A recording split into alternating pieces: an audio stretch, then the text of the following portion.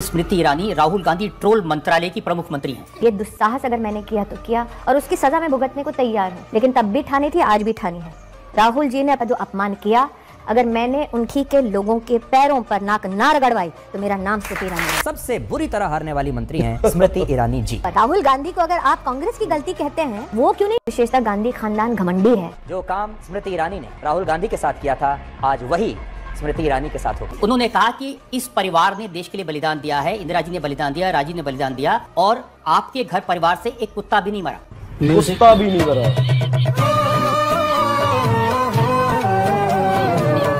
कुत्ता कह रहे हैं, हमको कुत्ता कह रहे हैं, अब ये तो पूछना पड़ेगा। इसीलिए चलो भाई। दोस्तों, स्मृति ईरानी का घमंड अमेठी की जनता ने जब चूर चूर कर दिया तो कैसे गोदी एंकर भी खूब मजे ले रहे हैं, देखिए और आप भी मजे लीजिए। हाँ जी दोस्तों, ट्रेलर तुसी देख ही लिया वा। ਅੱਜ ਦੀ ਆਪਣੀ ਨਵੀਂ ਵੀਡੀਓ ਹੈਗੀ ਆ ਇਸ ਮੋਟੀ ਭੈਂਸੀਆ ਜਿਹੜੀ ਕਿ ਸਿਮਰਤੀ ਇਰਾਨੀ ਆ, ਜਿਸ ਦਾ ਨਾਮ ਮੋਦੀ ਦੀ ਚਮਚੀ। ਮੋਦੀ ਲੱਖ ਗੁਨਾਹਗਾਰ ਹੋਵੇ ਲੋਕਾਂ ਦਾ, ਹਿਟਲਰ ਵਾਂਗੂ ਜੇ ਉਹ ਕੋਈ ਉਹੋ ਜਿਹਾ ਕੰਮ ਵੀ ਕਰ ਦਵੇ, ये मोटी भैंसिया तावी कहोगी मोदी जी ने तो बहुत अच्छा किया है, मोदी जी गलत हो ही नहीं सकते, ऐसा ऐसा वैसा वैसा। चलो इस दे मूंह दे उत्ते चपेड़ मार ही दित्ती लोकां ने। अमेठी दे लोकां दे लई ताड़ियां दिल तो एक बारी इस गोबर नूं गोबर दा स्वाद चुकाउण लई। ते बाकी जदों कोई गलबात नहीं हुंदी, मैं हिंदू हूँ, हिंदू का महत्व समझती हूँ। ਜਿਹੜੇ ਹਿੰਦੂ ਧਰਮ ਨੂੰ ਮੰਨਦੇ ਆ, ਸ਼੍ਰੀ ਰਾਮ ਨੂੰ, ਸਾਈਂ ਜੀ ਨੂੰ, ਕ੍ਰਿਸ਼ਨ ਜੀ ਨੂੰ, ਭਗਵਾਨ ਨੂੰ, शिव जी, ब्रह्मा, विष्णु, महेश, कहने मतलब वो थोड़े इमोशनल हो जाते हैं जो ये कहन लग जाते हैं मैं हिंदू हाँ, मैं हिंदू हाँ। हिंदू मुस्लिम सिख का जो खेडते हैं ये आम लोगों की समझ तो बाहर आ। ते आओ देखते हैं की करती है ते की इहनूं लानतां पैंदियां इस वीडियो दे विच। बने रहो। उन्होंने तो ये कहा कि स्मृति ईरानी राहुल गांधी ट्रोल मंत्रालय की प्रमुख मंत्री हैं। देखिए, जो इस प्रकार का मुझ पर कटाक्ष करते हैं वो तो आज से 8 साल पहले कहते थे स्मृति हूँ।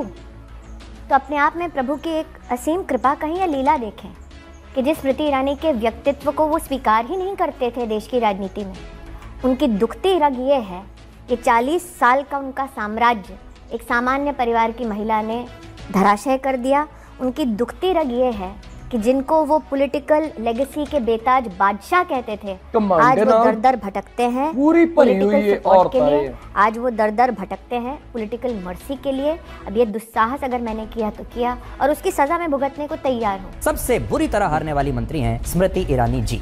मैं आपकी अदालत में 2019 के चुनाव के वक्त भी आई थी, तब आप उत्तर प्रदेश की राजधानी में मुझसे मिले थे और तब भी मैंने कहा था कि अगर अमेठी में विकास करने के लिए मुझे कीमत चुकानी पड़े कि कांग्रेस के गुंडे और कांग्रेस में अभद्र टिप्पणी करने वाले मेरे पीछे पड़ेंगे तो मुझे स्वीकार है।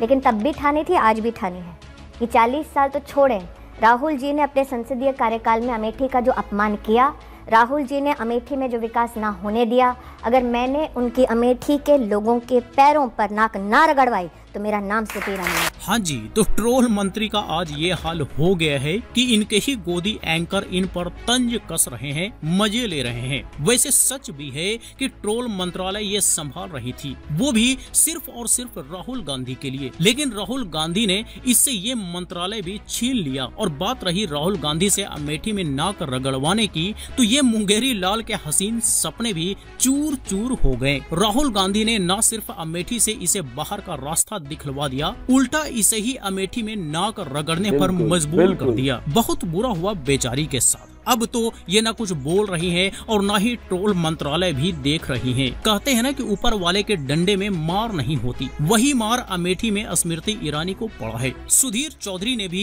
मजे लेने में कोई कसर नहीं छोड़ा। कहा कि जो काम स्मृति ईरानी ने राहुल गांधी के लिए किया था वही उल्टा इसी के साथ हो गया। मीन्स गोदी एंकर भी इसकी हार पर खूब मजे ले रहे हैं। वैसे मजे तो पूरा देश भी ले रहा है, तो आप भी मजे लेते रहिए। वो कहते हैं कि हमें बीजेपी वाले देशभक्ति मत सिखाओ। हमारे गांधी परिवार में इंदिरा जी ने शहादत दी, राजीव गांधी शहीद हुए, इस परिवार ने देश के लिए बलिदान दिया है, इंदिरा जी ने बलिदान दिया, राजीव ने बलिदान दिया, और आपके घर परिवार से एक कुत्ता भी नहीं मरा। म्यूजिक गजब बेइज्जती है। अब तो लंदन में जो बोलते हैं उस पर भी आपको आपत्ति है। मुझे लगता है यहाँ जितने हिंदुस्तानी बैठे हैं, यहाँ पर हमारी नौजवान पीढ़ी है, वरिष्ठ नागरिक भी हैं, महिला भी है, पुरुष भी है। मैं आज यहाँ जितने हिंदुस्तानी बैठे हैं उनसे पूछना चाहती हूँ, तुम्हें चाहे नरेंद्र मोदी से कोई भी गिला शिकवा हो, क्या तुम हिंदुस्तान को तोड़ने का नारा दोगे? देश में उनका समर्थन नहीं, इसलिए विदेश में जाके राग अलाप रहे हैं। हमारे यहाँ यूनिवर्सिटीज में बोलने की इजाजत नहीं है, इसलिए राहुल गांधी को कैमरे में जाना पड़ा। कांग्रेस और विशेषतः गांधी खानदान घमंडी है। उन्होंने कहा कि प्रधानमंत्री मोदी जब चाइना गए तो वहाँ उन्होंने कहा कि पहले लोगों को ये कहने में शर्म आती थी कि हम भारत में पैदा हुए। प्रधानमंत्री जी जब साउथ कोरिया गए तो उन्होंने कहा कि पहले लोग पूछते थे कि हमने क्या पाप किया जो भारत में पैदा हुए। उनका कहना है कि जब मोदी जी ऐसी बातें विदेशों में कह सकते हैं तो राहुल गांधी भी विदेशों में क्या कह सकते हैं? नरेंद्र मोदी ने कभी भी ये कहा कि लोकतंत्र हिंदुस्तान में खत्म है? तो जी बात तो सही है कि ये लोग उसे देशभक्ति सिखाने बैठ जाते हैं जिन्होंने इस देश के लिए अपनी जान तक निछावर कर दी। पर इनसे पूछ लो कि आपने इस देश के लिए क्या योगदान किया है तो इनकी बोलती बंद हो जाती है, इनके हलक सूख जाते हैं और इधर उधर की बातें करने लग जाते हैं। बताइए, स्मृति ईरानी कह रही हैं कि इन लोगों ने देश तोड़ने का काम किया। तो भाई बताइए कि देश तोड़ने का काम आखिर कौन कर रहा है? क्या कांग्रेस ने कभी किया? क्या राहुल गांधी ने कभी किया? बिल्कुल नहीं। पर अगर सच में करना होता तो कई टुकड़े ये लोग कर देते। असल मायने में देश तोड़ने का और देश में नफरत परोसने का काम तो इनकी पार्टी भाजपा कर रही है। इस पर ये लोग तो कुछ बोलेंगे नहीं और देश को नीचा दिखाने का काम सबसे पहले इनके ही बड़े नेता मोदी ने किया था। चाइना में कहा था कि लोगों को शर्म आती थी कि भारत में पैदा हुए। साउथ कोरिया में कहा कि हमने क्या पाप किया कि भारत जैसे देश में पैदा हो गए। ये सारा वीडियोस पब्लिक डोमेन में अवेलेबल है, चाहे तो आप सर्च करके सुन सकते हैं। इस पर भी इनकी बोलती बंद हो जाती है, जैसा कि आपने देखा। तो सत्ता के अहंकार में ये लोग इतना चूर हो गए कि जो मन में आने लगा अनाप शनाप बोलने लग गए। लेकिन अब जनता समझ चुकी है और धीरे धीरे इन्हें सबक सिखा भी रही है। उनको कुत्ता कह रहे हैं।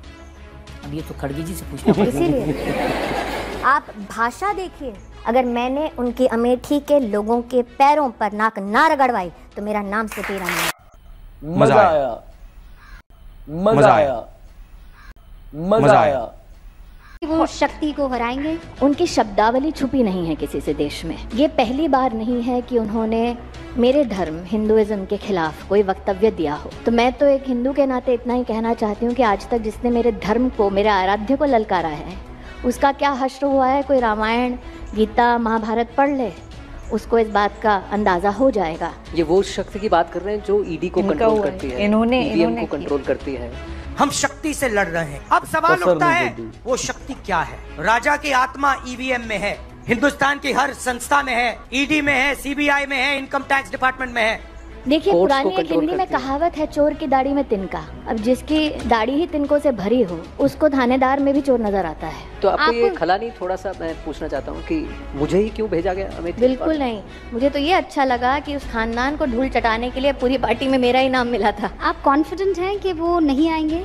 आ भी जाए तो कोई फर्क नहीं पड़ता। सबसे बुरी तरह हारने वाली मंत्री हैं श्रीमती स्मृति ईरानी जी।